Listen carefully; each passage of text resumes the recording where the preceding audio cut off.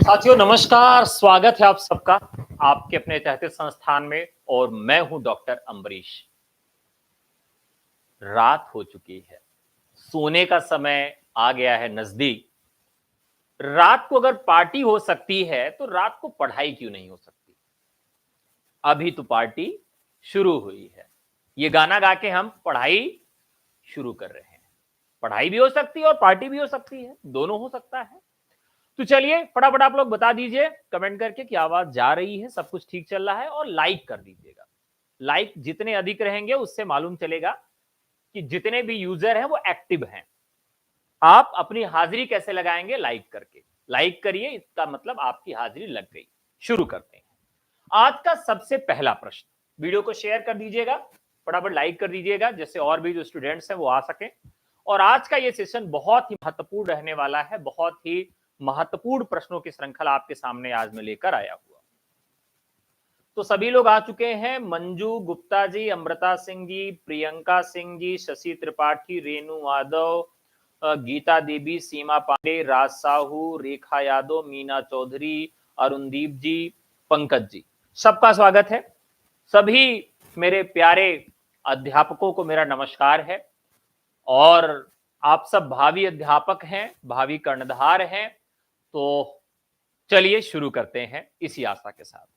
देखिए, आज मैंने शुरू में कुछ कठिन प्रश्न रखे हैं और इसके बाद कुछ आसान प्रश्न रखे हैं।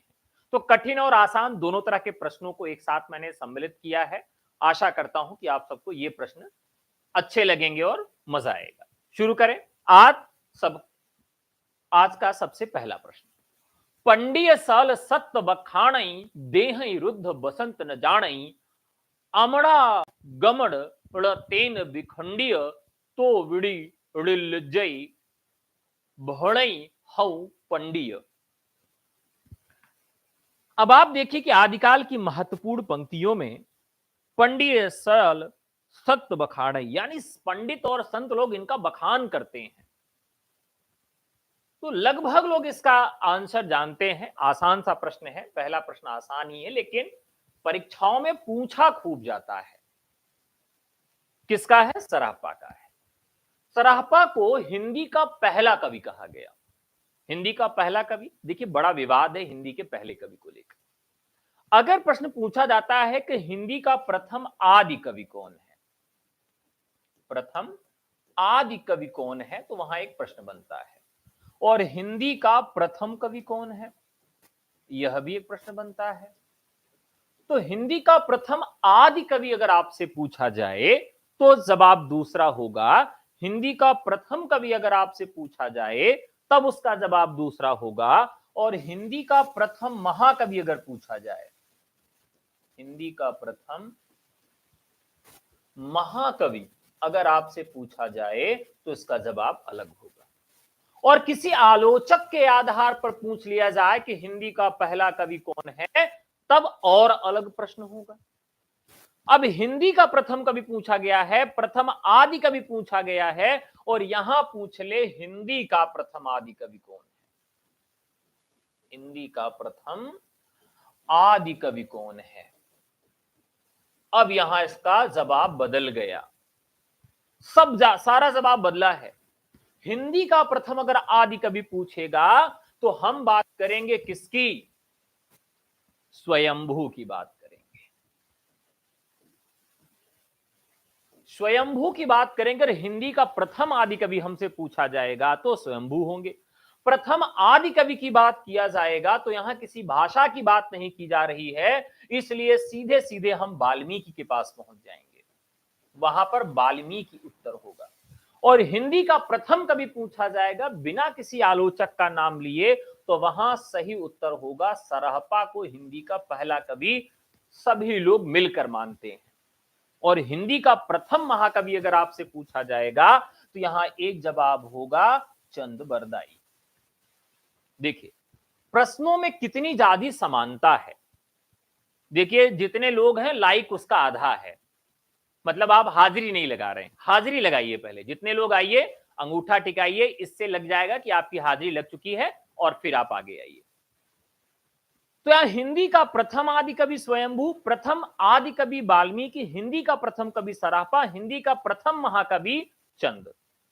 अब यहां भी अलग अलग बन जाएगा कि हजारी प्रसाद द्विवेदी ने इसे पहला कवि माना, पुष्य पुंड को हिंदी का पहला कवि किसने माना।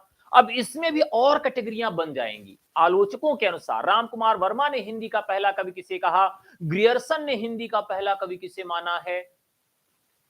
आज का क्वेश्चन ऑफ द डे आपके पास में रख रहा हूं कि मैंने वैसे क्लास में आप सबको बताया है, इसका जवाब मैं क्लास के अंत में दूंगा। हिंदी का पहला इतिहास लिखने वाले, इस्तवार दलालतित्तुर लिखने वाले, इस्तवार दलालतित्तुर हिंदुस्तानी लिखने वाले फ्रेंच लेखक गारसा दतासी ने प्रथम लेखक किसे माना है, किसे माना है। इस सवाल का जवाब मैं सबसे अंत में दूंगा। बहुत सारे लोग इसका जवाब जानते भी होंगे, कुछ लोग नहीं भी जानते होंगे। तो आपको यह बताना है कि गारसा दतासी ने प्रथम लेखक किसे माना है। अपने इतिहास ग्रंथ में उन्होंने प्रथम लेखक किसको माना है, यह आपको बताना है। अगर लास्ट तक बता देंगे तो ठीक है, नहीं मैं लास्ट में आपको स्वयं बताऊंगा। क्लियर है।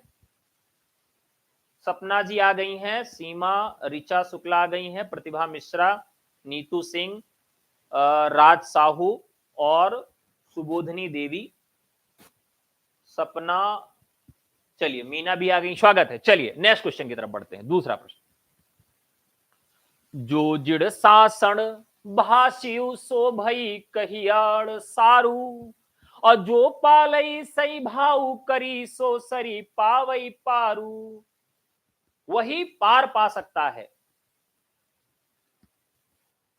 यहां पर आपको बताना है कि शालिभद्र सूरी, जिनदत्त सूरी, देवसेन या सरहपा। यहां कहा गया है कि जो जिड़ शासन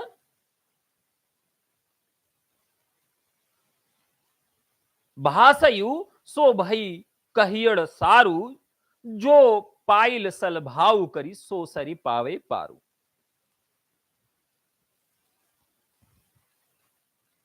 डी ऑप्शन ठीक है। कुछ लोग कह रहे हैं कि यह सराहपा की पंक्ति है। और बताइए, फटाफट बताइए। सीमा कह रही है अंगद को माना है तासी ने। ठीक है, अरे जवाब दो यार मर्दे, आप लोग इतना देर से आके देख रहे हैं, जवाबवा कौन देगा भैया, जवाब दो भाई। अरुण जी ने कहा देवसेन। ठीक है, एकदम सही जवाब है देवसेन। देवसेन ने यह बात कहां लिखी है, तो श्रावकाचार में लिखी है। श्रावकाचार को हिंदी की पहली रचना भी माना जाता है। और श्रावकाचार में क्या देखने के लिए मिलता है कि इसमें श्रावक धर्म का प्रचार प्रसार किया गया है। किसका किया गया है, श्रावक धर्म का। और मूल रूप से यह ग्रंथ जो है यह जैन धर्म पर आधारित है। देखिए, तीन धर्म एक साथ चल रहे हैं लगभग आसपास, सिद्ध, नाथ और जैन। सिद्धों के यहां गृहस्थ जीवन तो है लेकिन बिना विवाह किए हुए, वो बिना विवाह किए हुए स्त्री के साथ रहना चाहते हैं और वो सारी चीजों को एक्सट्रीम लेवल पर करना चाहते हैं। स्त्री के साथ वो सहवास करना चाहते हैं, लेकिन सहवास करते समय भी वो क्या कर रहे हैं, नाड़ी का जागरण कर रहे हैं और वो वीर्य का निषेचन नहीं करना चाहते। वो मानते हैं कि सहवास करते समय वीर्य का निषेचन नहीं करना है, उसे ऊर्ध्वगामी बनाना है। और कैसे, 6 चक्रों के बाद सहस्रार चक्र में ले जाकर कुंडलिनी जागरण करना है और वहां शून्य तक पहुंच जाना है। और इस प्रकार से उन्होंने एक थ्योरी बनाई। उसी के बरक्स नाथ संप्रदाय था, वह भी गृहस्थ धर्म का विरोधी था। तो जो दो साहित्य पैरेलल चल रहे थे, तीसरे साहित्य की आवश्यकता थी जो भारत में या जो साहित्यिक वर्ग जनता है, पढ़ा लिखा वर्ग जो है, वो कम से कम गृहस्थ धर्म की ओर आ सके। तो इसीलिए श्रावक धर्म की चर्चा की गई है, यानी कि गृहस्थ धर्म की चर्चा की गई है कि किस प्रकार से आपको गृहस्थ धर्म अपनाना चाहिए, किस प्रकार से गृहस्थ धर्म में स्वयं को रखना चाहिए। तो यहां पर यह पंक्ति जो ली गई है, यह देवसेन की है और यह श्रावकाचार से ली गई है। कंफर्म में है, समझ में आ गया? चलिए फटाफट, 47 लाइक है, फटाफट 50 लाइक करिए, बढ़ाइए। जहि मन पवन न संचरई, रवि शशि नाहि पवेश, और तहिवत चित्त विषाम करु से रहे कहीं उवेश। बहुत आसान सा प्रश्न है, ऐसे आंख बंद करिए, आंख बंद करके इसका जवाब आप सब दे सकते हैं। किसका जवाब है? एकदम आसान सा सवाल है। आप सब जानते हैं कि जहि मन पवन न संचरई, जहां मन का पवन, जहां मन नहीं जा सकता, जहां रवि नहीं जा सकता है, उसके लिए पंक्ति कही गई है। और बहुत आसान सा सवाल है सराहपा का। सराहपा हिंदी के प्रथम कवि हैं और इन्होंने जो रचनाएं लिखी हैं वो किस रूप में है? कल भी मैंने आपसे एक प्रश्न पूछा था कि जो सिद्धों ने जो रचनाएं लिखी वह किस शैली में लिखी थी? कुछ लोगों को याद होगा, कुछ लोगों को भूल गया होगा। चलिए फटाफट बताइए, जिसको जिसको याद है वो बताइए कि सिद्धों ने किस शैली में रचना की है, किस शैली में उन्होंने रचना की है। देखते हैं कितना लोग सही जवाब दे पाते हैं। अरुण जी ने एकदम सही जवाब दिया, गीत शैली में। किस शैली में दिया है? गीत शैली में। यानी कि उन्होंने गाने के लिए वो रचनाएं लिखी थी। जैसे अनुष्ठान जब होता है, अनुष्ठान जब होता है मतलब अपने भारत में हर एक अनुष्ठान के लिए, मरण हो, शोक हो, हास्य हो, कोई भी ऐसा अनुष्ठान हो, सबके लिए अलग अलग तरह के विधान बनाए गए हैं। अब जैसे लड़की की विदाई जब होती है तो उस समय आप देखिए तो रुदन वाले गीत गाए जाते हैं। महिलाएं कैसे गाती हैं? अरे हमरे बीरनवा रोटिया के बनई है राम हो, अरे बीरन चली जाती, अरे बिट्टी, इस तरह से रोती है ना माताएं। उसमें क्या होता है कि रुदन के साथ साथ उनका पूरा परिवेश होता है। आई बाबू जब दूधवा कहीं है देई के बीरन के देई है हो, फिर उसके बाद रोएंगी। अब यहां पर तुरंत जो है रोएंगी और फिर, यानी कि उसमें उनकी पूरे जीवन की जो गाथा है, उनके आसपास का जो वातावरण है, सुबह से लेकर शाम तक वो लड़की जो काम करती थी, वो सारी चीज जो है वो उसमें जोड़ी जा रही है। एक अनुष्ठान हो गया। लड़की की विदाई से पहले गाली गाई जाती है और वो गाली की जो पद्धति है तुलसीदास के यहां आप देखिए अलग तरह की मिलेगी, अपने यहां कुछ अलग तरह की मिलेगी। पहले तो सीधे सीधे गाली दी जाती थी, लेकिन आजकल की जो भद्र महिलाएं हैं वो अलग तरह की गाली देती हैं। आज की जो भद्र महिलाएं कैसे गाली देती हैं? हाँ, हमरे समधि के पेट जैसे इंडिया का गेट रामा, हमरे समधि हो, हमरे समधि के पेट जैसे इंडिया के गेट रामा। यानी यह भी है, गाली है, ये भद्र गाली है। और सारी गालियों में 3:30 जोड़ दिया जाता है, 3:30 बजे। अब माने कि एक अनुष्ठान है, इसी प्रकार से सिद्धों के यहां भी क्या था कि जो वो पूजा पाठ कराते थे और जो सिद्धि करवाते थे, उन सिद्धियों के समय पर उन्होंने ये गीत लिखे कि इन सारे गीतों का प्रयोग किया जाएगा। उन्होंने जितनी भी पद्धति अपनाई वो एकदम साइंटिफिक थी कि जब हम सिद्धि के लिए जाएंगे तो हम इन गीतों को गाएंगे। इसलिए सिद्धों की जितनी पूरी बातचीत है, जितना भी उन्होंने लिखा है, वो गीत शैली में लिखा है एकदम से। इसी में हमने कल आपको बताया था नाथ साहित्य की शैली के विषय में। नाथ साहित्य की शैली के विषय में फटाफट कमेंट करके बता दीजिए, एक बार जल्दी से बता दीजिए। अमृता, रेखा, कल्पना, सीमा, शशि, उषा, छाया, सुमन, ममता, शशि, चलिए फटाफट बता दीजिए। शैली में पूछ रहा हूं, छंद नहीं पूछ रहा हूं, शैली। कड़वक शैली थी, लेकिन इनकी जितनी भी रचनाएं हैं, जितनी भी रचनाएं हैं, और थोड़ा सा पास में आइए, और पास में आइए। कड़वक ठीक है, और पास में आइए। अरुण जी बताइए, कल तो आप थे क्लास में, बताइए। इन्होंने, ना ना ना, कोई नहीं आ रहा है, कल जो पढ़ाया सब भूल गए। संवाद शैली में लिखा है। नाथ साहित्य किस शैली में लिखा गया है? वह संवाद शैली में लिखा गया है, और सिद्ध साहित्य गीत शैली में लिखा गया है। इसको एकदम याद रखिएगा मुन्ना, कबहू गलत ना हो, नहीं मार देंगे फैट तो मुन्ना टूट जाएगा। ठीक है, ये छोटे छोटे सवाल है, दिमाग में सेट कर लीजिए। कैसे सेट करना है कि वो सब नाथ थे, योगी थे, एक दूसरे से बैठ के बातचीत करते थे, और जो बातचीत करते थे उसी संवाद शैली में ही उन्होंने अपनी रचनाओं को लिख दिया है। उसका जो यूज था, उसके उपयोग को आधार बनाकर ही उन्होंने इसको लिखा था। ठीक है, नेक्स्ट क्वेश्चन। घोर अधारे चंदमणि जिमी उज्जोव करे, और परम महासुके सुकणे दुरे अशिष हरे। घोर अधारे चंदमणि, घोर अधारे चंदमणि और जिमी उज्जो करे, परम महासुके सुकणे दुरे अशिष हरे। एकदम सही जवाब है, एकदम सही जवाब है सराहपा।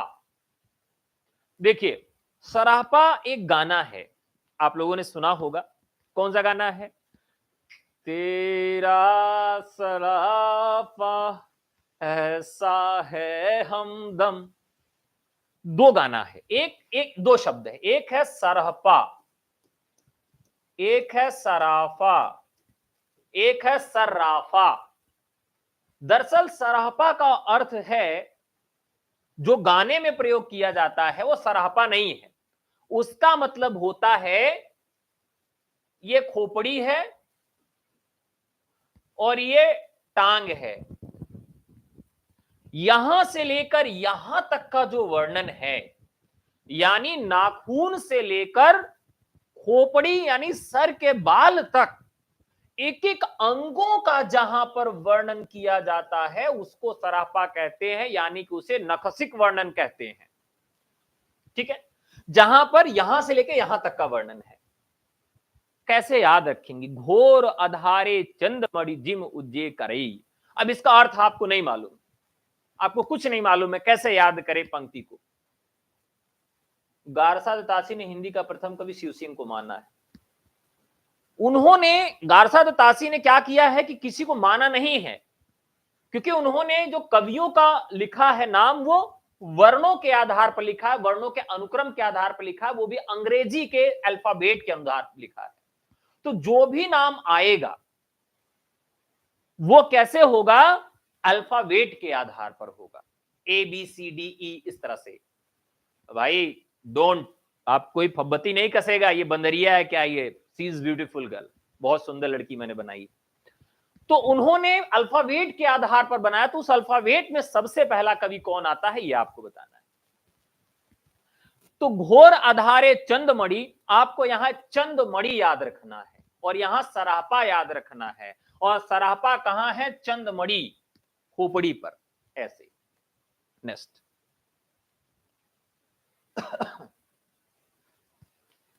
चलिए नेक्स्ट।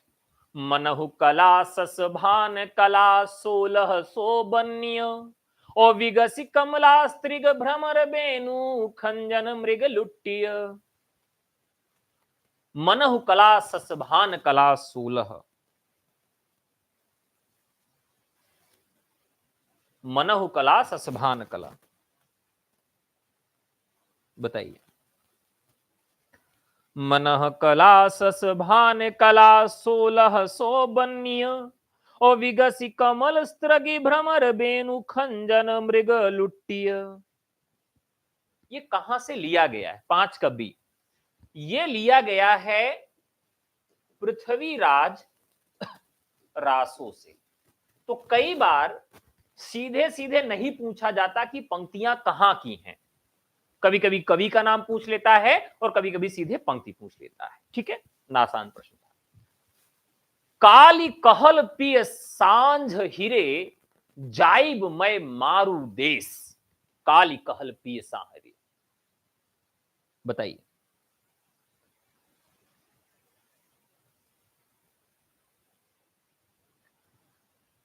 अमीर खुसरो, कल्हड़, नरपतिनाल या विद्यापति?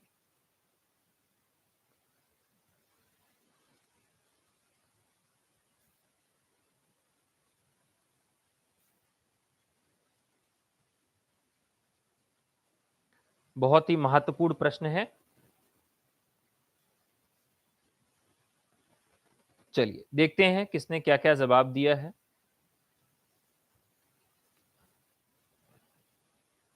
तो जवाब आ रहा है 6 का डी, विद्यापति, और कुछ लोग 6 का सी कह रहे हैं, नरपति नाल। इसी में कंफ्यूजन है। बताइए भाई, किसका कथन है काली कहल पिय? देखिए यहां पर आप देखिए तो एक शब्द आ रहा है कहल। कहल शब्द से अगर आप चाहें तो बहुत कुछ आप अपने से एक ट्रिक मार सकते हैं। मतलब अगर आप बिना देखे उत्तर लगाना चाहते हैं, अगर आपको नहीं भी मालूम है तब भी आप लगा सकते हैं। काली कहल पिय सांझ रे। इनकी एक रचना है पदावली, जो कि मैथिली भाषा में लिखी गई है। बाकी सारे कवि जो हैं आपके यहां, कल्हड़ संस्कृत के कवि हैं, अमीर खुसरो खड़ी बोली में लिखते हैं, नरपतिनाल अभ्रंश भाषा में लिख रहे हैं, एक ऐसा व्यक्ति है जो मैथिली में लिख रहा है। तो बहुत आसानी से अगर आप चाहते तो तुरंत जो है इसे आप तुक्का मार के सही कर सकते थे। तो थोड़ा सा तुक्का मारने की शक्ति का विकास करिए वत्स, तुक्का मारने की शक्ति का विकास करिए, यानी अपने दिमाग का अधिकतम उपयोग करिए। ठीक है, नेक्स्ट। पुरुष कहानी हो कहो जस पंथावे पुत्रु। ये तो आप सब बता ही देंगे। पुरुष कहानी, कीर्तिलता, कीर्ति पताका, पुरुष परीक्षा, कोई नहीं। अब यहां ये तो आप जानते हैं कि विद्यापति की पंक्ति है। ये आप जानते हैं कि ये पंक्ति किसकी है? विद्यापति की है। लेकिन मैंने आपसे ये पूछा ही नहीं कि ये पंक्ति किसकी है, क्योंकि ये ट्रेंड है, बहुत सारे लोग पूछ रहे हैं, इस तरह से प्रश्न पूछा जाता है। लेकिन अब ये नहीं पूछा जाएगा। अब ये पूछा जाएगा कि पुरुष कहानी हो कहो जसु पंथाओं में पुत्रु, यह किस रचना से ली गई है, ये आपसे पूछा जाएगा। पुरुष कहानी। अब ये कथन जो है उनकी एक रचना थी, कीर्तिलता। रचना का नाम क्या था? कीर्तिलता था। और कीर्तिलता में ही उन्होंने कीर्तिलता को कहानी कहा है। क्या कहा है? कीर्तिलता को उन्होंने कहानी कहा है। समझ में आ गया? फटाफट बता दीजिए, कीर्तिलता जो रचना है किसके दरबार में लिखी गई थी? जल्दी से आप सब बता दीजिए, कीर्तिलता के विषय में किसके दरबार में लिखी गई थी?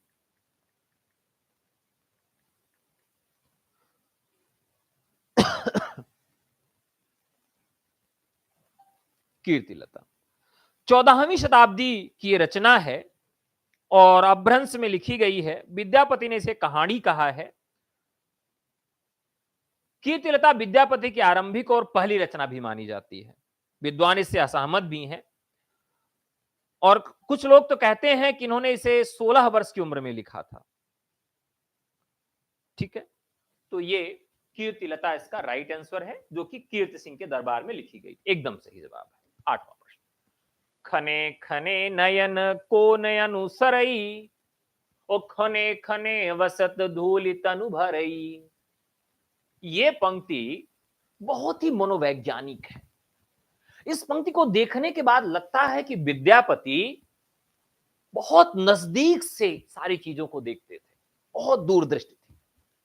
वो बताते हैं, दरअसल उनकी कविता में जो भी कन्या है, जो भी स्त्री है, वह 16 साल तक की है। इसके बाद की स्त्रियां उनके यहां आउटडेटेड हो जाती हैं, बूढ़ी हो जाती हैं। तो बता रहे हैं कि 16 साल की जो युवती है, वो कहां से देखती है? वो देखती है इस तरह से, इस तरह से देखती है। यानी आंखें की पुतली कहां जा रही है? एकदम कोने में चली जा रही है। खने खने नयन कोन अनुसरई, वो आंखों के कोनों से देखती है, क्योंकि उसके अंदर शर्म है, हया है, लज्जा है। अब आज कल पुरुष बड़े द्वंद्व में फंस गए हैं। एक तरह का पुरुष चाहता है कि लड़की एकदम मॉडर्न होनी चाहिए, और एक तरह का पुरुष है जो चाहता है कि लड़की एकदम हया वाली होनी चाहिए, विद्यापति वाली होनी चाहिए, जो जिससे आंख मिलाकर बात करें और कह दें कि तुम बहुत सुंदर हो प्रिय, तो अपने हाथ के नाखूनों को ऐसे कुतरते हुए धत कह के सर नीचे करके भाग जाए। कुछ लोग चाहते हैं किस तरह की स्त्री होनी चाहिए, और कुछ लोग चाहते हैं कि स्त्री ऐसी होनी चाहिए कि आंख में आंख मिलाकर और मुस्कुरा कर कहे, और बताओ बेटा, और बोलो।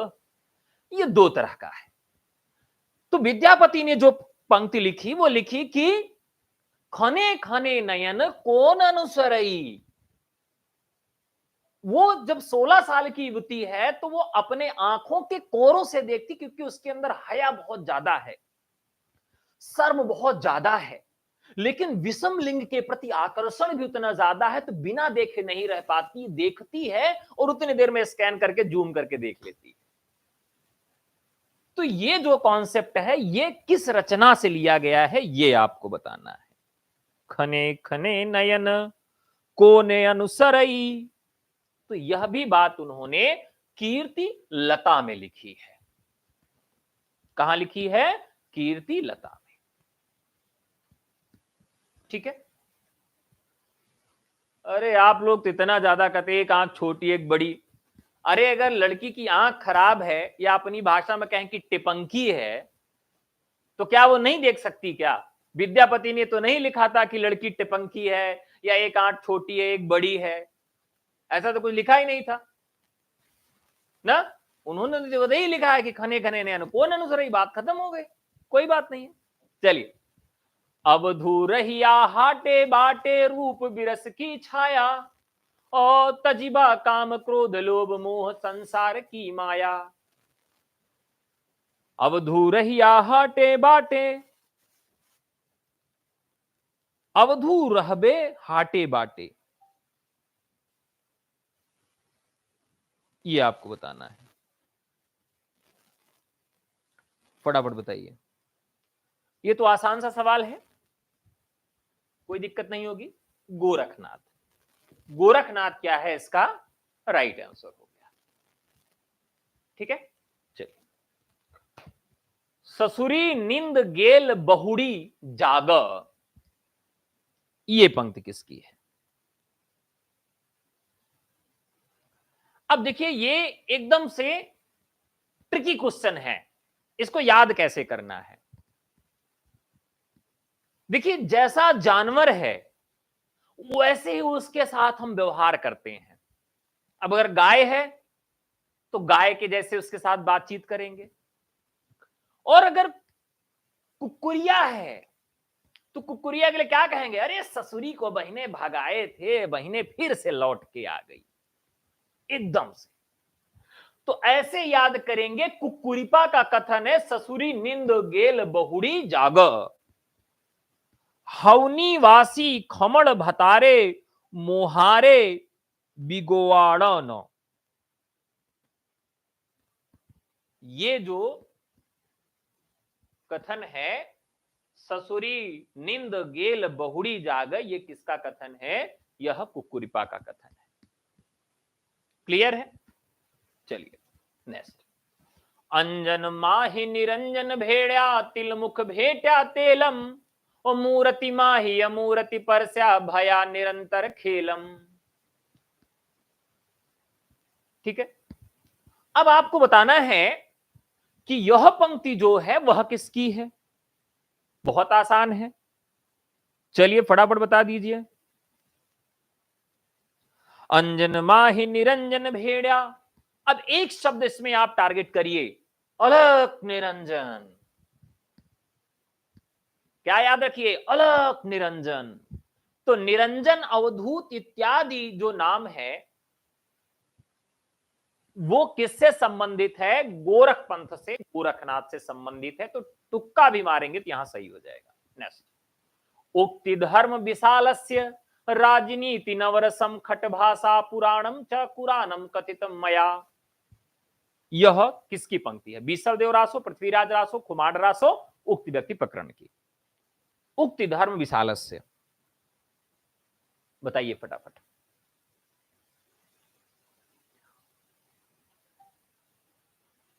उक्ति धर्म विशालस्य,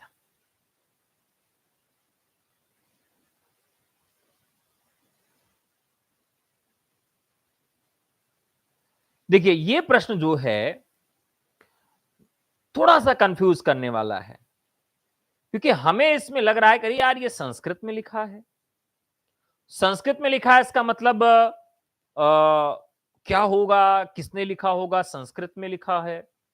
तो थोड़ा सा कंफ्यूजन यहां पर क्रिएट हो सकता है कुछ देर के लिए मन में। तो ये जो है पंक्ति पृथ्वीराज रासो से ली गई है। कहां से ली गई है? पृथ्वीराज रासो से। बहुत ही महत्वपूर्ण है। उक्ति धर्म विशाल से राजनीति नवरसम खट भाषा पुराणम च कुरानम कथितम मया।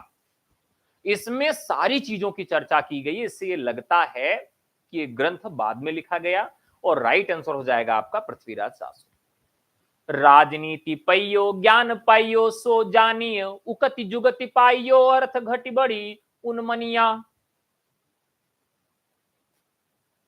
राजनीति पाइयो ज्ञान पाइयो सुजानय उकति जुगति पाइयो अरध घटी बढ़ी उनमिया।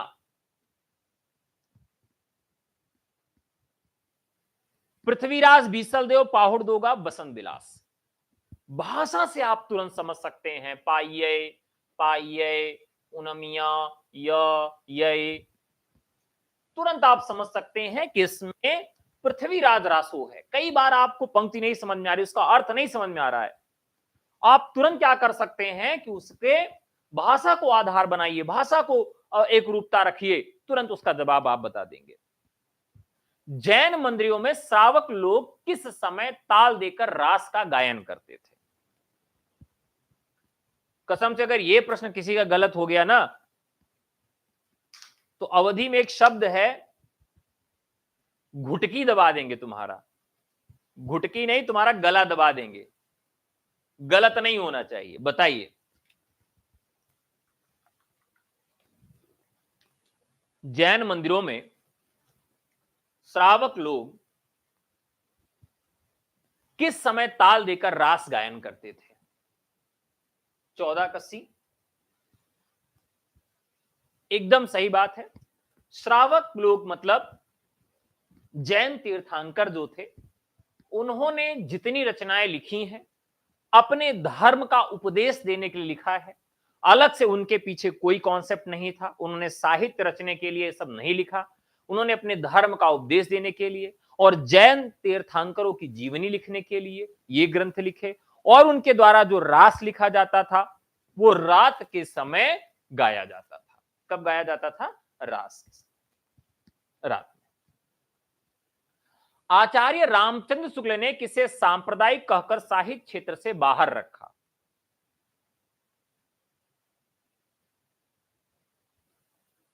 तो यहां ये ई कर देते हैं ऊपर। सिद्ध और नाथ, संत साहित्य, सूफी काव्य, उपयुक्त में से एक से अधिक, उपयुक्त में से कोई नहीं।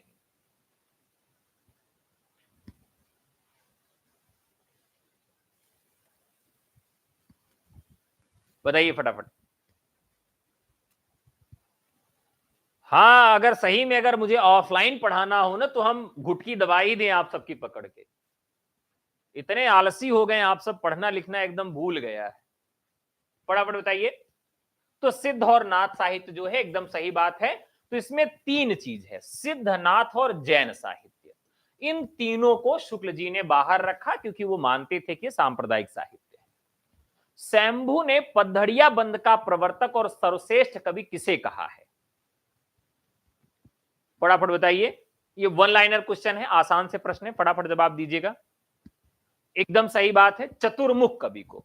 उन्होंने बताया कि चतुर्मुख इसके प्रवर्तक भी हैं और इसके सर्वश्रेष्ठ कवि भी हैं। ये चतुर्मुख इसका राइट आंसर हो जाएगा।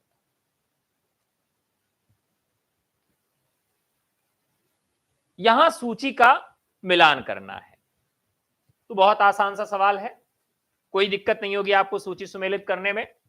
जोइंदु, पुष्पदंत, डोम्भिपा। देखिए, प्रबंध चिंतामणि जैनाचार्य मेरुतुंग की प्रबंध चिंतामणि हो गया, पुष्पदंत का महापुराण हो गया। और अब आपको बताना है कि जोइंद और डोम्भिपा की रचना कौन सी है। तो लोगों ने कहा है, ललिता भारती ने 17 का बी कहा है। बी देखते हैं क्या है भाई। ए का 2, ठीक है, बी का 1, पुष्पदंत का ये तो होगा ही नहीं, बी का 1 तो होगा ही नहीं। चलिए, और किसने क्या कहा है? 17 का बी ही लोग कह रहे हैं। बी कैसे होगा भाई? बी में ए का दूसरा जोइंदु का योगसार कर देंगे, बी का पहला पुष्पदंत का प्रबंध चिंतामणि, सी का तीसरा जैनाचार्य मेरुतुंग का महापुराण, और डी का चौथा डोम्बिभा का योगचर्या। यही सही है? एक बार और विचार कर लीजिए, एक बार और विचार करिए क्या सही है। गोविंद योगाचार्य, इतने छोटे छोटे प्रश्न कैसे गलत हो रहे हैं? अच्छा, डी 2 जगह है, ए बी सी डी, ए, अच्छा अच्छा अच्छा अच्छा, ठीक है, ये 2 जगह है। इसको वाला चेक करते हैं, बी को। ए का दूसरा, बी का तीसरा, सी का पहला और डी का चौथा, ठीक है।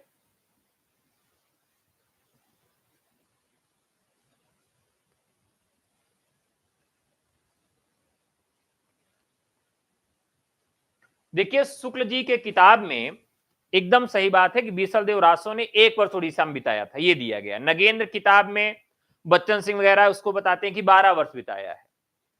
तो शुक्ल जी ने जो बताया है वो अधिक प्रामाणिक नहीं है। अगर किसी का नाम बिना पूछे पूछा जाएगा तो आपको 12 वर्ष जवाब देना है, ठीक है। नेक्स्ट क्वेश्चन, जैन मंदिरों में श्रावक लोग किस समय ताल देकर रास गायन करते थे? 2 बार क्वेश्चन आ गया। चलिए, ये वाला देखते हैं। जो विद्वान सरहपाद को हिंदी का प्रथम कवि नहीं मानना चाहते, उनके पास अपने मत के समर्थन के लिए केवल 2 तर्क हैं। प्रथम तर्क वे यह प्रस्तुत करते हैं कि सरहपाद की रचनाएं अभ्रंश साहित्य का अंग है, और दूसरा तर्क यह है कि सरहपाद के समय से 11वीं शताब्दी तक हिंदी की रचना परंपरा नहीं मिलती। ये दोनों तर्क निराधार हैं। उपयुक्त कथन किसका है? जो विद्वान सरहपाद को हिंदी का प्रथम कवि नहीं मानना चाहते, फटाफट बताइए।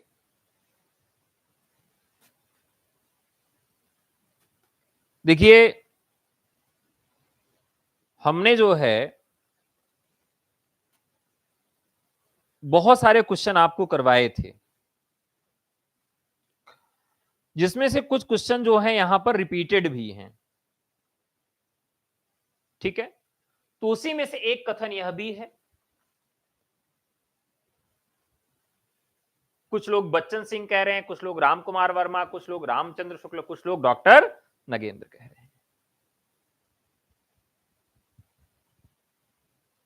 बताइए।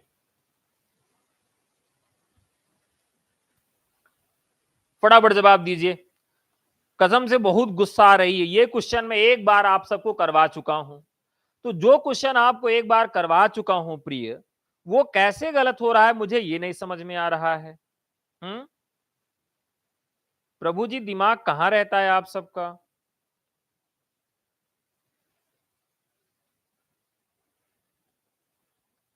19 का सी यही होगा।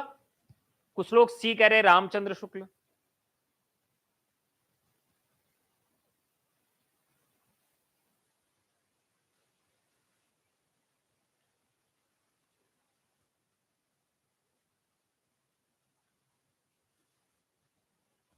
चलिए मैं बताता हूं।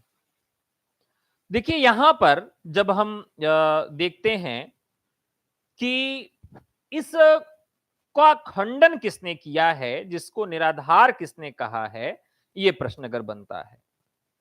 जब निराधार वाला प्रश्न बनता है तो एक तो नगेंद्र का नाम आता है, नगेंद्र सही हो सकते हैं, या फिर इसमें सही हो सकते हैं आपके बच्चन सिंह। अब दो तो हमने काट दिया, रामचंद्र शुक्ल और रामकुमार वर्मा को हमने काट दिया। अब यहां पर दो में से एक आपका सही होगा। ठीक है, दो में से एक आपका सही हो जाएगा। अब कौन सा सही हो रहा है आप ये बताइए। तो राइट आंसर हो जाएगा डॉक्टर नगेंद्र। डॉक्टर नगेंद्र ने ही कहा था कि जो विद्वान सरापात प्रथम कवि नहीं, उनके पास अपने के समर्थन के लिए केवल दो तर्क हैं। प्रथम तर्क वे या प्रथम है, और दूसरा तर्क यह है कि सरापात के समय से 11वीं शताब्दी तक हिंदी की परंपरा नहीं मिलती। ये निराधार है। उपयुक्त कथन किसका है? तो राइट आंसर हो जाएगा डॉक्टर नगेंद्र का। कितने लोगों ने नगेंद्र बताया था? अपनी पीठ थपथपा लें। Next question. आचार्य हजारी प्रसाद द्विवेदी के अनुसार 14वीं 15वीं शताब्दी के हिंदुओं, मुसलमानों, सामंतों, शहरों, सेना के सिपाहियों और लड़ाइयों का जीवांत और यथार्थ वर्णन किस कृति में हुआ है? किस कृति में हुआ है यह आपको बताना है।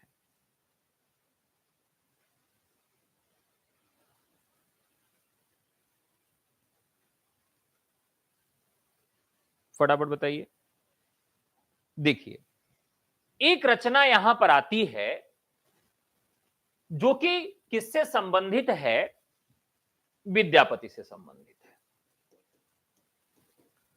विद्यापति ने कीर्तिलता रचना के विषय में हजारी प्रसाद द्विवेदी ने यह मत अपना दिया है। एक प्रश्न यहां यह उठता है कि विद्यापति की किस रचना में जौनपुर शहर का वर्णन है? जौनपुर शहर का वर्णन विद्यापति की किस रचना में मिलता है? यह आपको कमेंट करके बताना है। फटाफट कमेंट करके बताइए। यह भी मैं आप लोगों को बता चुका हूं। फटाफट बताइए कि जौनपुर शहर का वर्णन विद्यापति के किस रचना में मिलता है? कीर्तिलता में। ठीक है, लेकिन एक चीज यहां और आती है कि विद्यापति की कीर्तिलता पर किसने आरोप लगाया कि यहां जो वर्णन है उसमें ऐसा लगता है कि कभी भी विद्यापति स्वयं जौनपुर शहर नहीं गए थे। अगर वो जौनपुर शहर गए होते तो वहां की गोमती नदी का वर्णन जरूर करते। अगर गोमती नदी का वर्णन उन्होंने नहीं किया तो ऐसा ही है कि आप बनारस शहर का वर्णन करें और गंगा का वर्णन न करें। इस प्रकार से किसने बात कही है कि आप जौनपुर शहर जाइए और गोमती का वर्णन करिए? ये ऐसी बात है जैसे बनारस शहर का वर्णन करते समय आप गंगा को भूल जाइए। इस चीज से हमें लगता है कि ये विद्यापति कभी भी जौनपुर शहर नहीं गए थे और यहां पर उन्होंने कृत्रिम वर्णन किया है जो उस समय का एक ट्रेंड था। तो ये जो बात आलोचनात्मक कथन के रूप में कही गई, ये बच्चन सिंह ने कहा था। किसने कहा था? बच्चन सिंह ने कहा था। और यहां पर जो ऑप्शन बन रहा है कीर्तिलता बन रहा है। नेक्स्ट, आचार्य शुक्लानुसार कौन सिद्धों से अपनी अलग परंपरा बनाने के लिए पंजाब चले गए और वहां बालनाथ कहलाए? बताइए। कुछ लोग तो नींद में जवाब दे रहे हैं और कुछ लोग ऐसे चलाते चलाते सो जा रहे हैं मोबाइल हुआ। जागते रहो, सो नहीं भैया, जागते रहो। फटाफट बताइए, आचार्य शुक्लानुसार कौन सिद्धों से अपनी अलग परंपरा बनाने के लिए पंजाब चले गए और वहां बालनाथ कहलाए? एकदम सही जवाब है जालंधर नाथ। देखिए, अब ये कहां चले गए? जालंधर। अब आप कैसे याद रखेंगे? तो ये सिद्धों से अलग परंपरा बनाने के लिए पंजाब चले गए। पंजाब क्या है? 5 आब, 1 2 3 4 5। आब माने पानी, पानी का मतलब जल, और नाम क्या है? जालंधर नाथ। ऐसे ट्रिक बना के आपको याद रखना है, ठीक है? याद रहेगा, कोई कंफ्यूजन नहीं है। नेक्स्ट क्वेश्चन, अपभ्रंश की रचनाओं की परंपरा यही समाप्त होती है, आचार्य शुक्ल का यह कथन किसके लिए आया है? किस रचना के लिए आया है? चलिए फटाफट बताइए। नींद आ रही है? बढ़िया, थोड़ा सा पानी पी लीजिए।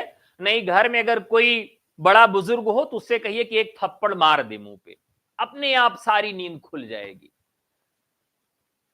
इतना अगर कोई कर दे आपके आसपास वाला तो निश्चित तौर पर नींद नहीं आएगी, एकदम नींद भाग जाएगी। फटाफट बताइए, अपभ्रंश की रचनाओं की परंपरा यहीं समाप्त होती है, आचार्य शुक्ल का यह कथन किसके लिए आया है?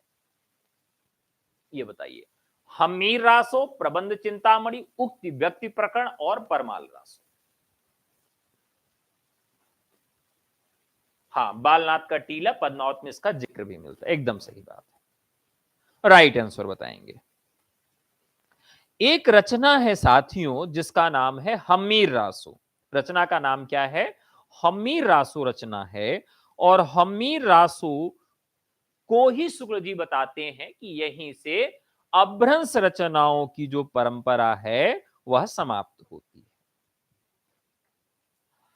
हम्मीर की कथा को लेकर हिंदी में बहुत सारे वर्णन मिलते हैं, कई ग्रंथों का निर्माण यहां पर हुआ है। सारंगधर ने अपभ्रंश भाषा में हम्मीर देव पर एक काव्य लिखा है। सारंगधर हम्मीर के प्रधान सभासद राघव देव के पौत्र भी थे और विक्रम की 14वीं शताब्दी के अंतिम चरण में इनका एक समय माना जाता है। प्राकृत पेंगलम में हम्मीर की प्रशिष्ट के कई छंद दिए गए हैं और इसी आधार पर आचार्य रामचंद्र शुक्ल का अनुमान है कि सारंगधर के हम्मीर रासों से उद्धृत किए गए हैं। हम्मीर रासों की कोई मूल प्रति अभी तक नहीं मिलती है। और शुक्ल जी इसके विषय में कहते हैं कि परंपरा से प्रसिद्ध है कि उन्होंने हम्मीर रासो नामक एक वीर गाथा काव्य की भाषा में रचना की थी। यह काव्य आजकल नहीं मिलता। उसके अनुकरण पर बहुत पीछे का लिखा हुआ एक ग्रंथ हम्मीर रासो का नाम मिलता है। प्राकृतिक पेंगलम सूत्र उलटते पलटते मुझे हम्मीर की चढ़ाई, वीरता आदि के पद्य छंदों के उदाहरण मिले हैं। मुझे पूरा निश्चय के पद्य असली हम्मीर रासो के ही हैं। तो यहां पर राइट आंसर यही हो जाएगा, ठीक है? तो राइट आंसर आपका हम्मीर रासो। नेक्स्ट क्वेश्चन, माना कि रासो इतिहास नहीं है, काव्य ग्रंथ है, पर काव्य ग्रंथों में सत्य घटनाओं के बिना किसी प्रयोजन कोई उलटफेर नहीं किया जाता। जयानक का पृथ्वीराज विजय भी तो काव्य ग्रंथ है, इसमें क्यों घटना और नाम सही है? ये आपको बताना है किसका कथन है। फटाफट बताइए। जागते रहो, जागते रहो और सवाल का जवाब देते रहो। फटाफट बताइए। चलिए,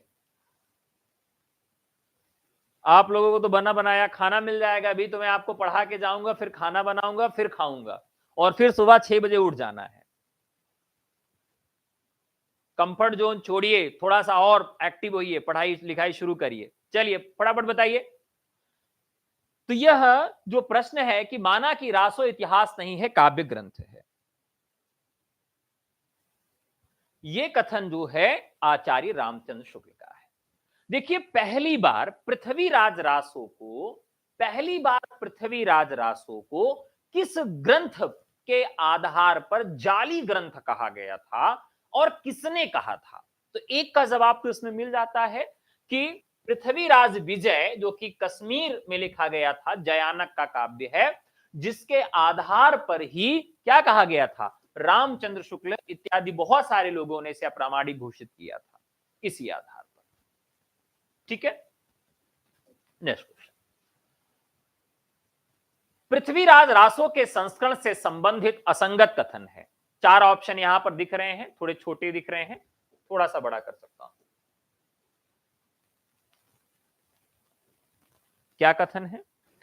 प्रथम संस्करण नागरिक प्रताड़नी सभा काशी द्वारा संपादित है, जिसकी हस्तलिखित प्रति उदयपुर के संग्रहालय में सुरक्षित है। संस्करण में 69 समय और 16,306 छंद है। द्वितीय संस्करण में 7,000 छंद है, इसका प्रकाशन नहीं हुआ। इसकी प्रतियां आबोहार में सुरक्षित है, जो 17वीं शताब्दी में लिखी गई है। तृतीय संस्करण लघु संस्करण है, जिसमें 19 खंड और 3500 छंद है। इस संस्करण की हस्तलिखित प्रतियां अजमेर में सुरक्षित है। चौथा संस्करण सबसे छोटा है, जिसमें केवल 1300 छंद है। डॉक्टर दशरथ शर्मा इसे ही मूल रासो मानते हैं। इसमें आपको बताना है असंगत कथन कौन सा है, ध्यान रखिएगा। इसमें आपको असंगत कथन बताना है। सर आप बहुत दुबले पतले हो गए। हाँ भाई, आजकल सुबह उठ के 3 किलोमीटर दौड़ता हूं। क्या करेंगे मोटे ताजे होके, कोई मतलब नहीं है, बीमारियां ही आएंगी, तो पतले दुबले रहेंगे। और तो जब से ये गाना आया है तब से और हम प्रोत्साहित हुए हैं। कौन सा गाना आया था? तार पतले, तार बिजली से पतले हमारे पिया। तो बड़ा उत्साह मिला कि भाई पतले लोगों की भी इज्जत है। तो हमने कहा मोटा होने से कोई इज्जत मिलेगी नहीं, पतला ही हो जाते हैं। चलिए, बहुत धन्यवाद कि आपने इतना ध्यान से देखा हमें। बहुत दिन बाद मुझे लगता है क्लास करने आए हैं आप। बहरहाल, तो यहां पर क्या है कि बताना है कि कौन सा कथन असंगत है, कौन सा कथन असंगत है। तो असंगत कथन में देखें तो यहां पर ये सही है, ए। खुल जा भाई, क्या छोटा हो जा रहा। पहला कथन असंगत नहीं है, सही है। दूसरा भी सही है, तीसरा भी सही है, चौथा भी सही है, तीसरा जो है वो असंगत है। तृतीय संस्करण लघु संस्करण, जिसमें 19 खंड और 3500 छंद है। इस संस्करण की हस्तलिखित प्रतियां अजमेर में सुरक्षित। हाँ, किसी के पिया नहीं है, कभी न कभी तो होंगे भैया। आप लोग क्या चाहते हैं कि बिया शादी ना हो हमारा? 12वीं शताब्दी तक निश्चित रूप से अपभ्रंश भाषा ही पुरानी हिंदी के रूप में चलती थी, यद्यपि उसमें नए तत्सम शब्दों का आगमन शुरू हो गया।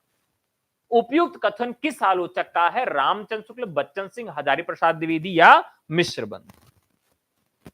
बताइए, फटाफट बताइए, टाइम बहुत कम बचा है, जल्दी जल्दी क्वेश्चन समाप्त करना है। फटाफट बताइए।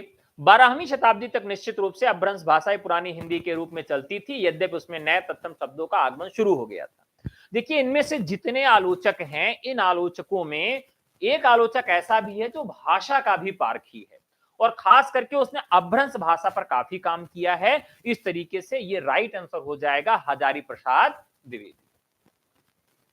ठीक है, हालचाल ज्यादा मत पूछिए, पहले जवाब दीजिए, नहीं मार देंगे तो नाक टूट जाएगी। सब फटाफट पहले जवाब दीजिए, जितने क्वेश्चन पूछ रहा हूं सभी लोग जवाब दीजिए, उसके बाद बतियाइएगा क्या हाल है, हम भी आपसे बतियाएंगे हमारा भी हाल का है। आचार्य रामचंद्र शुक्ल ने किस रासो ग्रंथ की भाषा को बिल्कुल बेठिकाने की भाषा कहा है? आचार्य रामचंद्र शुक्ल ने किस रासो ग्रंथ की भाषा को बिल्कुल बेठिकाने की भाषा कहा है? बीसल देव रासो, खुमार रासो, पृथ्वीराज रासो, उपयुक्त में से कोई नहीं। फटाफट बताइए। एकदम बेठिकाने की भाषा।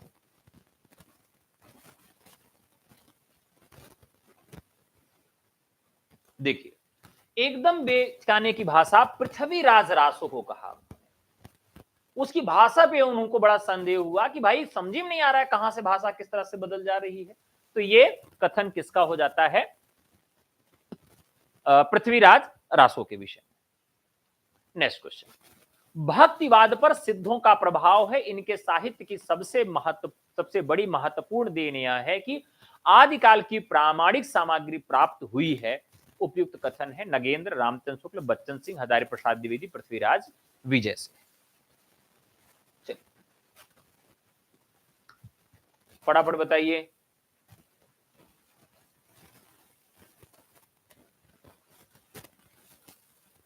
चलिए फटाफट बताइए। भक्तिवाद पर सिद्धों का प्रभाव है, इनके साहित्य की सबसे महत्वपूर्ण बड़ी देन यह है कि आदिकाल की प्रामाणिक सामग्री प्राप्त हुई है। सिद्धों के विषय में कह रहे हैं, भक्तिवाद पर सिद्धों का प्रभाव है। भक्तिकाल पर सिद्धों का प्रभाव है। सबसे महत्वपूर्ण देन यह है कि आदिकाल की प्रामाणिक सामग्री प्राप्त हुई।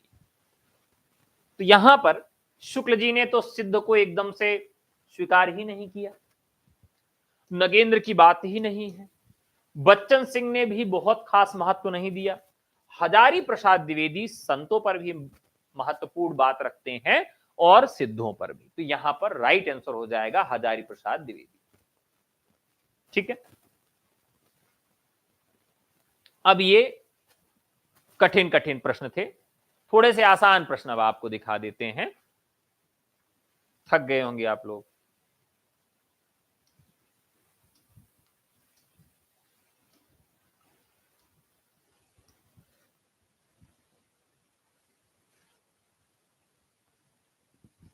चलिए, वीर गाथा काल को आदिकाल नाम किसने दिया? चलो, बहुत सारे लोग बहुत देर से जवाब नहीं दे रहे, तो हमने कहा कुछ आसान प्रश्न भी रखा जाए, तो थोड़ा सा फिर धीरे धीरे कठिन प्रश्न बनाएंगे। चलिए फटाफट बताइए, वीर गाथा काल को आदिकाल नाम किसने दिया? कुछ आसान प्रश्नों को लेते हैं, फिर कठिन प्रश्नों की तरफ फिर बढ़ेंगे। फटाफट आप लोग कमेंट करके बता दीजिए, आदिकाल को किसने क्या कहा है। ये जरूर याद कर लीजिएगा, क्योंकि आदिकाल का जो नामकरण है वो आपसे पूछा ही पूछा जाएगा। ठीक है, देखिए नामकरण जैसे बहुत सारे प्रश्न यहां बनते हैं।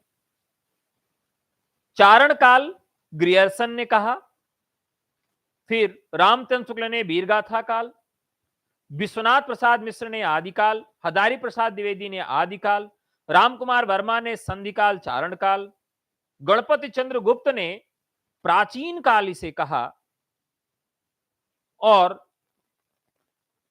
आदिकाल के नाम से व्यवहित किया।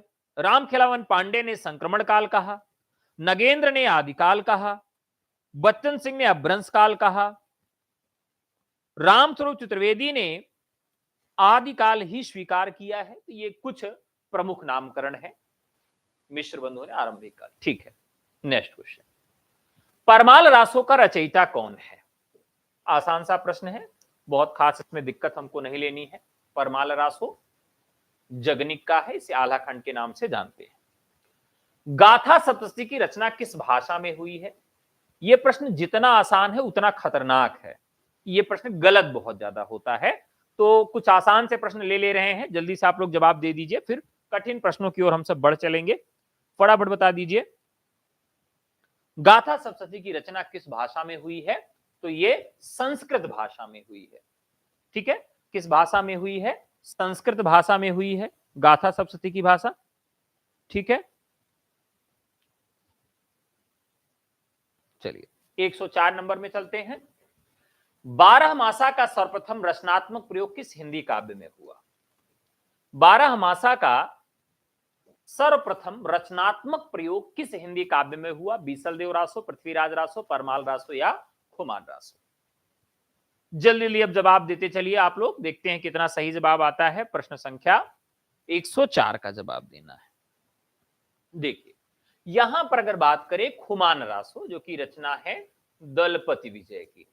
किसकी रचना है? दलपति विजय की है, और इन्होंने लिखा है खुमान रासो। क्या यही जवाब सही है? 4 का डी अरविंद कह रहे हैं, कल्पना जी कह रही हैं डी, कुछ लोग कह रहे हैं बीसल देव रासो। अच्छा, बीसल देव रासो सही है। चलिए बताइए, देखिए नींद आपकी थोड़ा सा उड़ाना जरूरी है। जैसे अभी तो मुझे ये लग रहा है कि मैं अगर ये कह दूं कि रामचंद्र शुक्ल ने हिंदी साहित्य का इतिहास नहीं लिखा है, कुछ लोग कहेंगे हाँ गुरुजी नहीं लिखा, नहीं लिखा है, नींद में है और एकदम से कमेंट किए जा रहे हैं। जागो मोहन प्यारे और सही जवाब दो, जागो और सही जवाब दो। अब बताइए, 12 मासा का सर्वप्रथम रचनात्मक प्रयोग किस हिंदी काव्य में हुआ है? रचनात्मक प्रयोग किस हिंदी काव्य में हुआ है?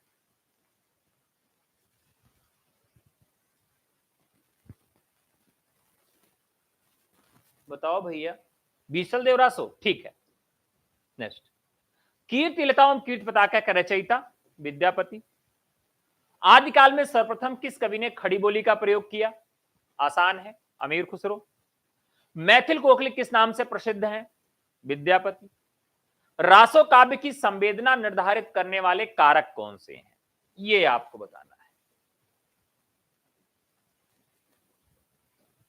बताना है आपको कि रासो काव्य की संवेदना निर्धारित करने वाले कारक कौन से हैं? भक्ति और मोक्ष, काव्य शिक्षा और गृह शिक्षा, युद्ध और प्रेम, इतिहास और पुराण। ये बताना है। ये प्रश्न आज का बहुत महत्वपूर्ण है, बहुत अच्छा प्रश्न। देखिए, रासो काव्य की संवेदना दो ही चीज पर थी, एक प्रेम है और दूसरा युद्ध है। रासो काव्य का महत्वपूर्ण उदाहरण है, महत्वपूर्ण उदाहरण आपको बताना है किसमें क्या है कि महत्वपूर्ण उदाहरण आपको बताना है किसका महत्वपूर्ण उदाहरण कौन सा है।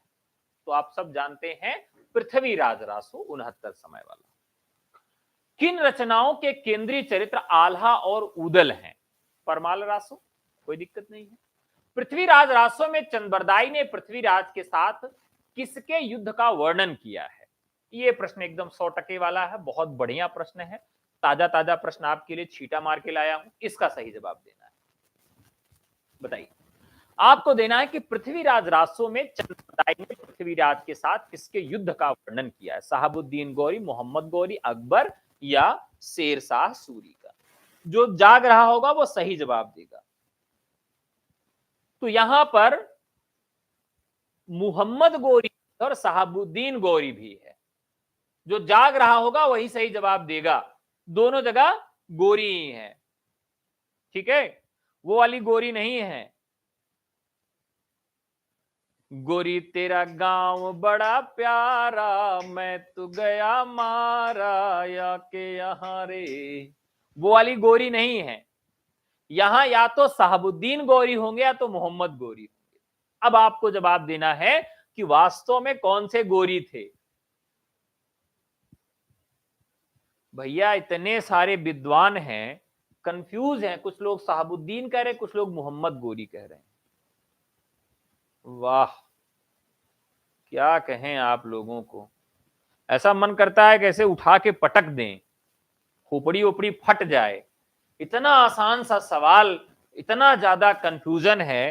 अरे कैसे जीवन बीतेगा भैया, है? पृथ्वीराज रासो के विषय में नहीं बता पा रहे हो।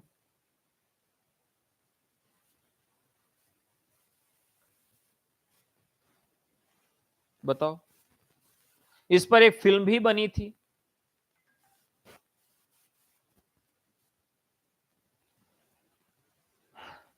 नहीं बताएंगे इसका जवाब।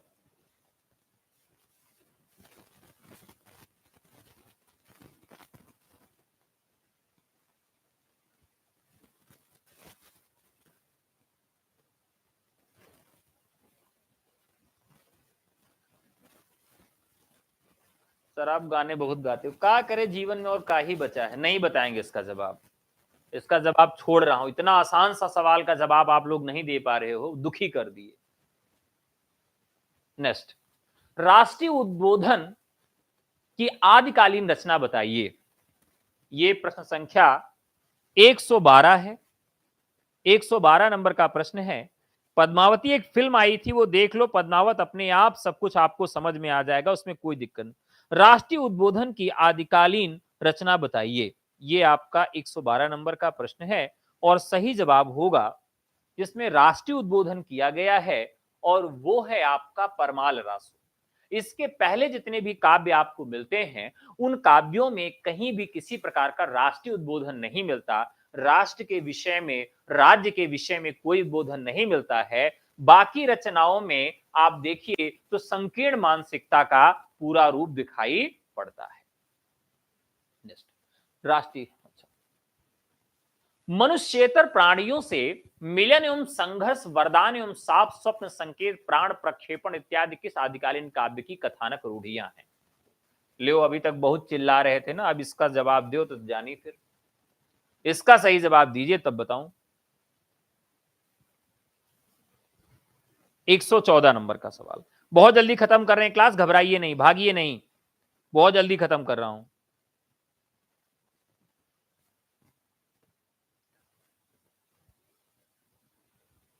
देखिए यहां क्या है कि मनुष्येतर प्राणियों से मिलन, जो मनुष्य नहीं उनसे भी मिलन हो रहा है।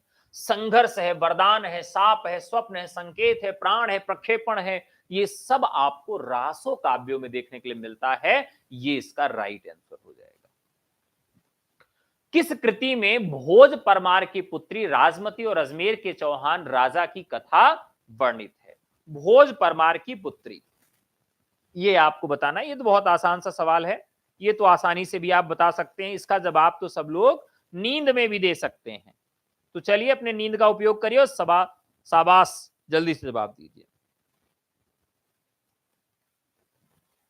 तो राइट आंसर हो जाएगा बी सलदेव रासो। ठीक है, नेक्स्ट क्वेश्चन। जगनीकृत परमाल रासों में महोबा नरेश परमर देव के लिए आल्हा उदल किसके संग्राम करते हैं? अब बताओ, ये वाला सवाल तो जाने। अभी तक तो बहुत कह रहे थे कि हम आला खंड जानते हैं, अब बताओ तो अब समझें कि कितना मामला है सही। फटाफट बताइए, जगनीकृत परमाल रासों में महोबा नरेश परमर्द देव के लिए आल्हा उदल किससे संग्राम करते हैं? मोहम्मद गौरी से, साहबुद्दीन गौरी से, महाराजा पटियाला से या पृथ्वीराज से? यह सवाल एकदम 100% वाला है। किससे युद्ध करते हैं? 115 नंबर का सवाल है, बहुत बढ़िया सवाल है आप लोगों के लिए। पटियाला से, परमाल रासों में महोबा नरेश परमर्द देव के लिए आला उदल किससे युद्ध करते हैं?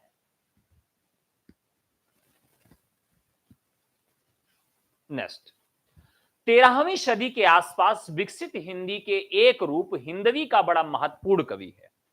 हिंदवी का कवि, ये तो अमीर खुसरो है, कोई दिक्कत नहीं है। पृथ्वीराज रासो का कवि कौन है? चंद। पृथ्वीराज रासो को प्रामाणिक रचना कौन मानते? अब ये बता दो, क्योंकि ये मैंने आपको बहुत मेहनत से याद करवाया था। ये मैंने आपको बहुत मेहनत से याद करवाया था। बताइए।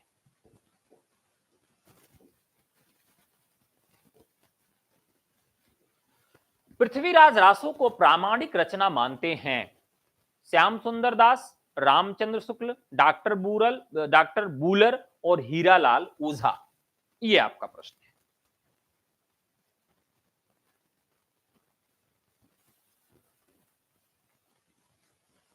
पृथ्वीराज रासो को प्रामाणिक कौन मानते हैं?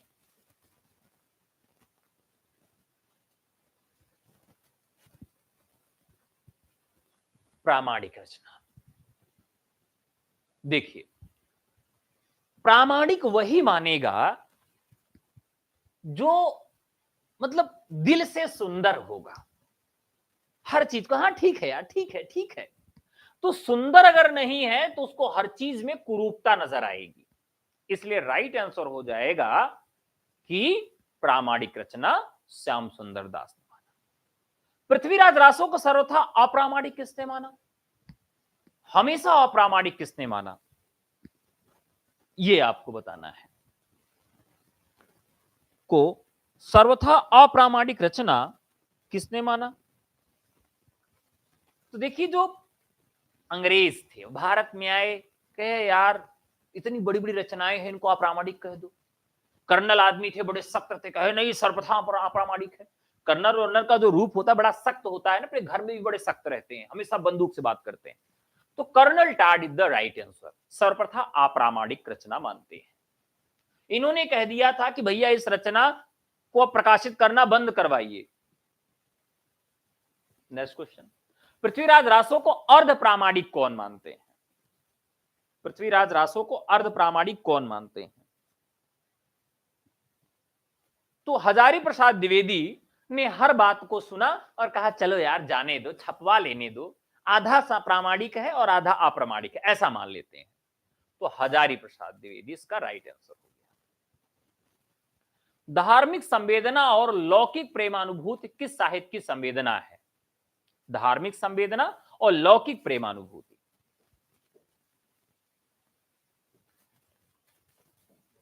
धार्मिक संवेदना और लौकिक प्रेमानुभूति किस साहित्य की संवेदना है? चलिए फटाफट बताइए। तो धार्मिक संवेदना ये आपको रास साहित्य में मिलेगी, जो कि जैन से संबंधित है। रास और रासों में अंतर होता है।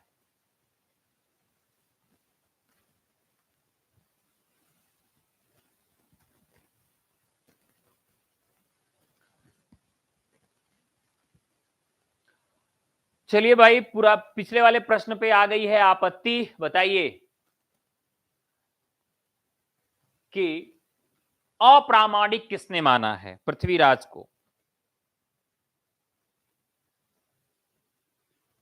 कुछ लोग जाग भी रहे हैं और कुछ लोग सो भी रहे हैं।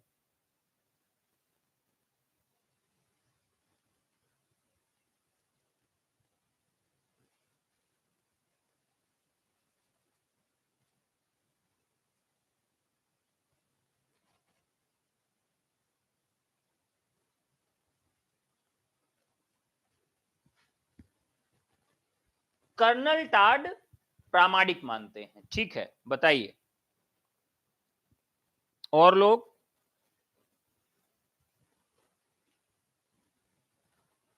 दरअसल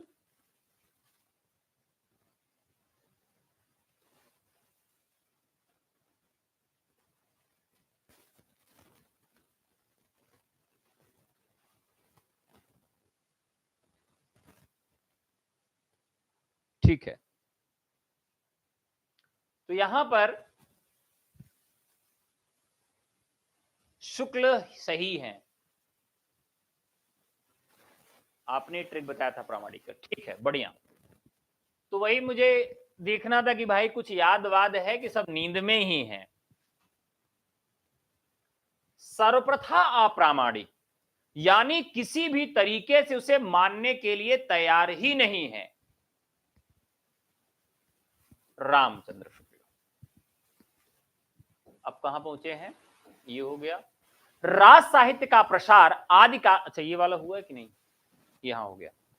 रास साहित्य का प्रसार आदिकाल में किन कवियों ने किया?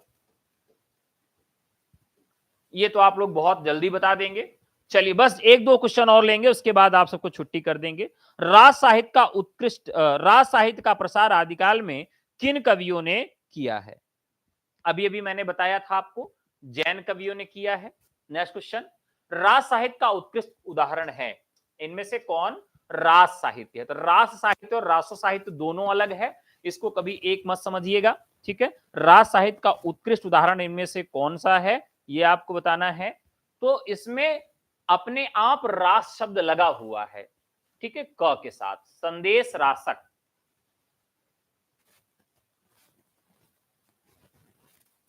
ठीक है, संदेश रासक। आदिकाल में चारण और भाट कवियों ने किस प्रकार के काव्यों की रचना की? आदिकाल में भाट और चारण कवियों ने किस प्रकार की रचना की है, ये आपको बताना है। अब भाट और चारण कवियों ने जो रचना की उसे रासो काव्य कहा गया, और जो रास काव्य लिखा गया वह जैन कवियों के द्वारा लिखा गया, ठीक है, क्लियर है? चलिए, तो चलिए साथियों, आज की कक्षा यहीं पे समाप्त करते हैं। अगर आप TGT, PGT, LT grade, GIC प्रवक्ता, असिस्टेंट प्रोफेसर, बीपीएससी, यूजीसी किसी भी कोर्स की कक्षा लेना चाहते हैं, नया बैच लेना चाहते हैं, तो व्हाट्सएप करके जुड़ सकते हैं। हमारा नंबर है 9628959237। आज की कक्षा और आज के प्रश्नोत्तर आपको कैसे लगे, फीडबैक जरूर दीजिएगा। और कुछ प्रश्न ऐसे भी हैं जिसका जवाब मैंने नहीं दिया है, उसके जवाब आपको कमेंट बॉक्स में छोड़ने हैं, कहीं से भी किसी भी तरीके से, ठीक है। फिर आप सबसे मुलाकात होगी। आप लोग इतनी रात तक जगे रहे, मुझे सुनते रहे, बहुत बहुत धन्यवाद आपका।